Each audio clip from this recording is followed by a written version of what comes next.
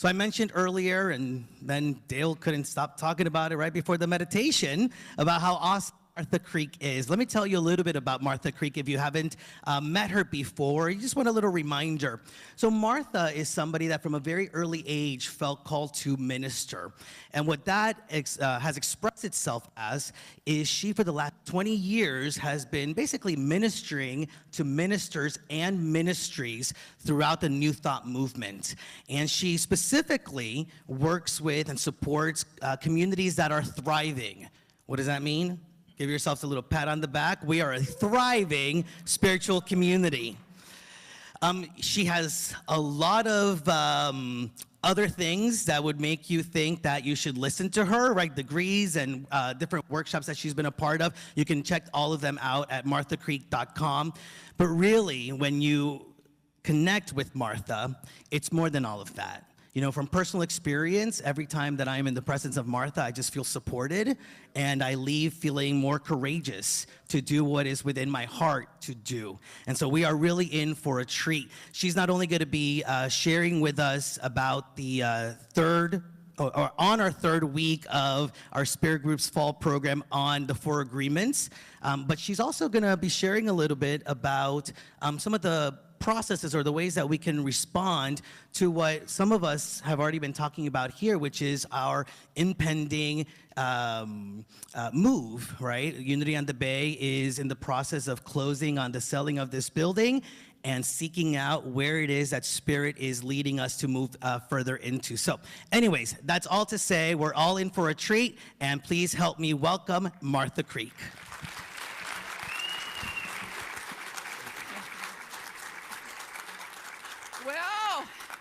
There's a lot to do today. Just take a big deep breath and reach down and unbuckle that safety belt. Do the opposite of buckle in, just unbuckle it, and to be open at the top and to begin to think about then all we've already heard this morning. So turn to somebody and tell them, if I were you, I would change. If I were you. Now, if you go home and start doing this with your families, it may not go all that well. So guess who gets to change? Me. Guess where all the change in the world that we want to see is possible? Me. This is good news. You. So now turn back to somebody and say, you can do it. You can do it. You can do it. You can do it. So now let's get a little practice. In your mission statement, your vision statement this morning said, you are here, Unity on the Bay, to be a catalyst for spiritual awakening. Okay, stand up.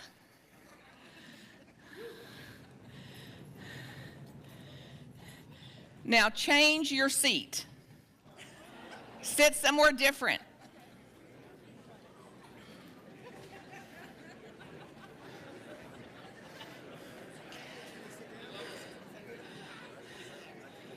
Have the ushers ready in case anybody dies over this. Okay, now have a seat. Go back to your seat. Your seat. The one seat in the whole world that's yours.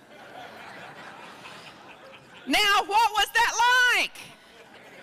Did it feel good? Was it a little scary? Very, very scary?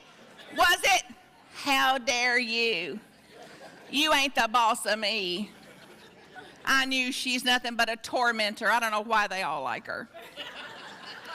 So we're gonna have to get a little practice, right? Because one day there's gonna be a new seat. One day there may be somebody by me that I have never met. Ooh. One day there may be somebody by me that doesn't think like I think. One day there may be somebody by me that disagrees with my righteous way. That's AKA the right way. So where's it going to leave us if we stay stuck in this or stagnant in this, if we absolutely don't step into this calling to be this catalyst for spiritual awakening? Because then as these winds blow and this question mark about where we're going to be and how's it going to look and what direction's it going to be in, and it better be west. And I guess west is a better way from here, right? Because east would be on a boat. So it better be, I want it to be, it better be, I want it to be. Then what will be the consequences on you if you believe any of that? Pain, stuckness, frustration, irritation. So what's another option? To change. What else? What's another option? To be open, curious, wait and see. Uncommonly motivated to bear the question mark. More uncommonly motivated, resilient to bear this time of uncertainty, of not knowing. And grounded in what is true, absolutely true, which is whatever it's going to be is greater than anything we've seen. Good where we've been, great where we're going to. Good where we've been, great where we're going to. Because it's the law. It's the nature of things. And then we'll naturally have our humanness in it. I want this, I need that, I think we should, we shouldn't. And no problem there, that's a very creative force. Unless this takes over. And we start to take things personally. And after all I've done around here. So be real cautious of it, because this is your agreements. This 4 agreements, are you into these 4 agreements? They're a spiritual path. It's a spiritual direction. It's also a path to liberation, a path to freedom, to live from be impeccable with my word.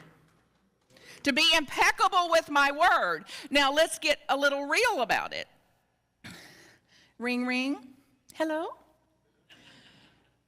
Have you heard? You should have seen the way she looked at me. After all I've done for her. Ever since I've known her, that's how she's been. Yes, tell everybody you know. Yeah.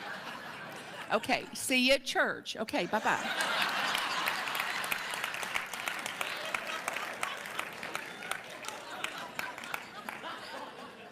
Be impeccable. So what happened to your heart? What happened to your own heart just hearing that? What happened? This is what we're dealing with. So there's a reason not to do this to yourself. There's a reason not to do this to yourself. And then when you stop hurting yourself, you'll stop hurting others. When I stop hurting myself, I stop hurting others. And you've heard this, hurt people hurt people. So this is no little thing to be doing the agreements and to be taking on these agreements as an embodiment of these. And then to make no assumptions.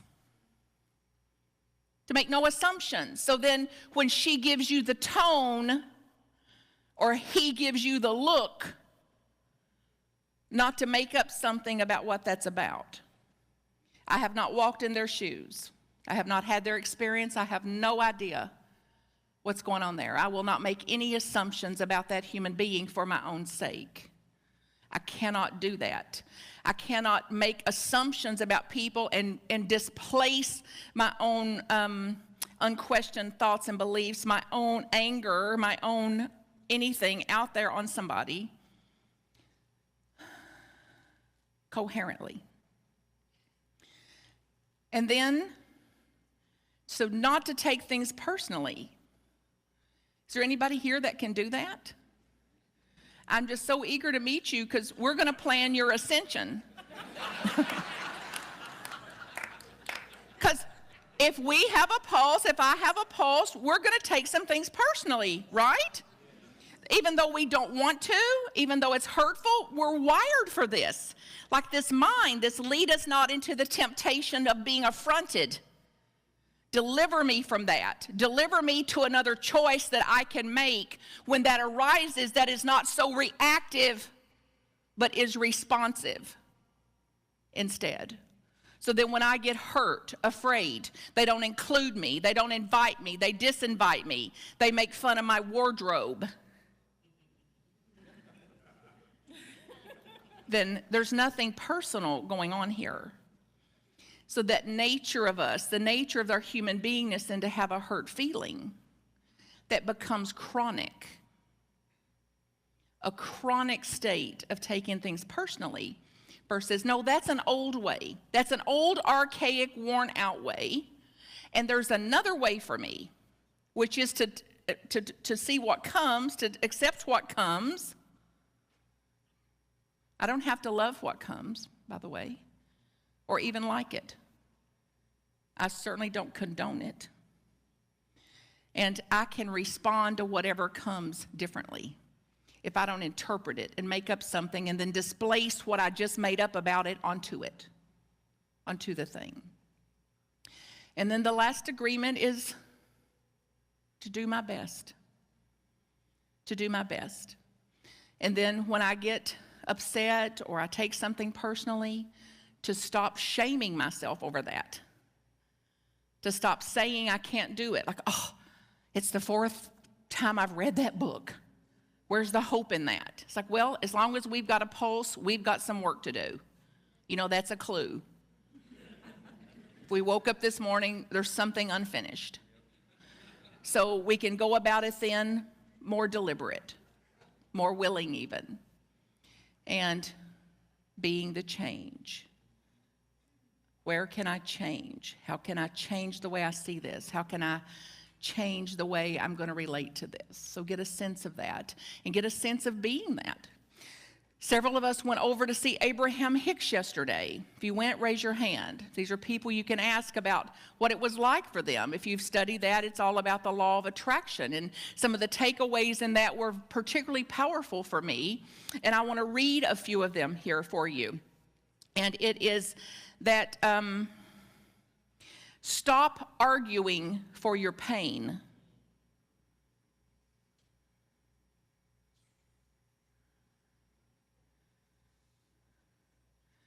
That when the heart and the mind are aligned, then I'm guided by an inner guidance system, a GPS system, a God position system. I'm going to make different choices. So my first step then is to plug in. To plug in. So pause, presence, then proceed. In that order. To keep a long and ongoing list of things you're grateful for, you're engraced by. Counting your blessings. Every tradition has taught us this. To focus on what we have. And the more I am grateful for what I have, the more I have to be grateful for. If we're going to be under the influence of something, it ain't going to be this. So I'm going to be under the influence of the higher consciousness, under the influence of the GPS, under the influence of divine creation. So the first step then is to plug in. And the analogy was, imagine you're going to vacuum your house and you get the vacuum out and work with the vacuum and you didn't plug it in. Well, that's what we're like, running around like a bunch of fools without plugging in. So it's not effective. We're not getting the results we want, that we want to have, results that we're dreaming for, claiming for. So plug in first. So check out the work. See what would be meaningful to you in that way. And then I want you to think about, in the context of stopping taking things personally, of when that happens in you, when it happens in me, What's the effects of that on you? How does it feel when you take things personally? Pain, stress, worry, frustration, doubt, confusion. It doesn't sound like much of a life, does it? So we'd like you to close your eyes a minute. And maybe put your hand right in your heart center. This is from the practice of heart math. Take a deep breath or two.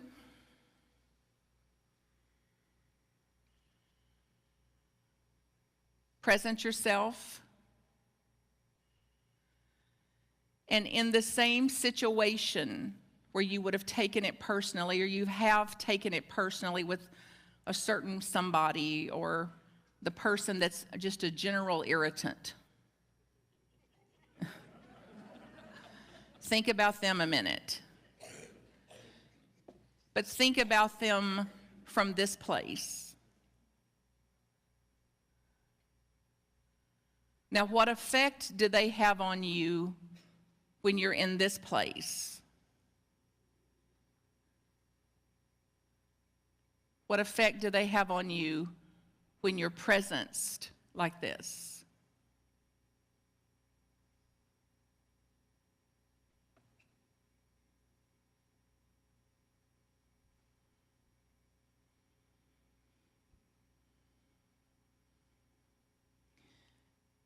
So just a second or two of practice and practice and practice and practice. Jason, will you show the video? This is a little 2-minute clip that is the possibilities of, as we practice this, as we stop taking things personally, as we keep our heart center open, as we presence ourselves in liquid gold. It's referred to this liquid gold of the coherent heart, and that it's then a heart living, then it's possible for our workplaces to be transformed, spiritual communities to be transformed, and then eventually global transformation.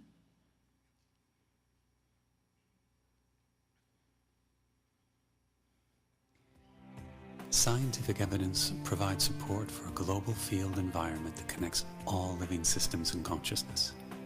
Many scientists believe that a feedback loop exists between all humans and the Earth's energetic systems. We are working together with other initiatives to realize the increased effectiveness of collective intention and cooperation. There are growing numbers of organizations with tools and techniques that facilitate increased heart connection and collaboration with others. This evolves into a collective opening of the heart, which is a major step towards increasing social and global coherence. We call this heart-based living. IHM, through its Global Coherence Initiative project, is strategically placing 14 sensors around the world to measure the Earth's magnetic resonance. This global network will enable our scientific inquiry into the interconnections between the Earth's magnetic field and collective human emotions and behaviors. Science has shown that the Earth's magnetic field affects humans in profound ways, but our intention is to study how humans, as a collective, affect the Earth's magnetic field environment. Every individual's energy contributes to the global field environment, and each person's thoughts, emotions, and intentions affects the field. A first step in increasing the coherence of the field environment is for each individual to take responsibility for their own energy. We can do this by becoming more conscious of the thoughts, feelings, and attitudes that we are feeding the field each day. Our hypothesis is that as enough individuals increase their heart coherence, it leads to increased social coherence. As a critical mass of cultures and nations become more harmoniously aligned, this can eventually lead to increased global coherence and sustainable peace. Doc Childre, the founder of HeartMath, puts it this way: as more of humanity practices heart-based living, it will qualify the rite of passage into the next level of consciousness. Using our heart's intuitive guidance will become common sense based on practical intelligence.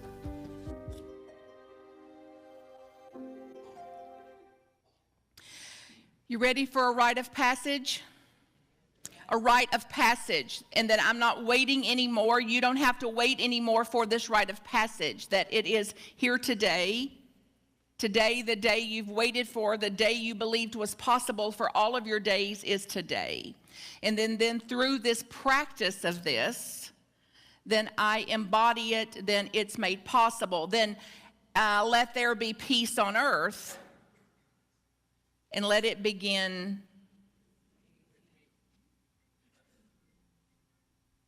Let it begin with me. And the old way is, let there be peace on earth, and let it begin with him. As soon as he apologizes, I'll think about it. And as soon as they invite me, I'll include them in my heart.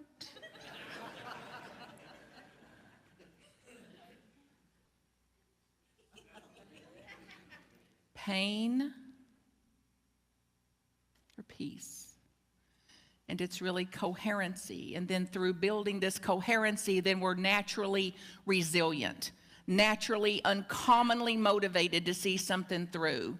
We then, as a collective, as a community, have problem-solving skills, cognition. We operate from the innovative, highly innovative, creative parts of our brains that's seldom ever accessed when we're taking something personally. That we continue to act like animals. Fight, flight, or freeze.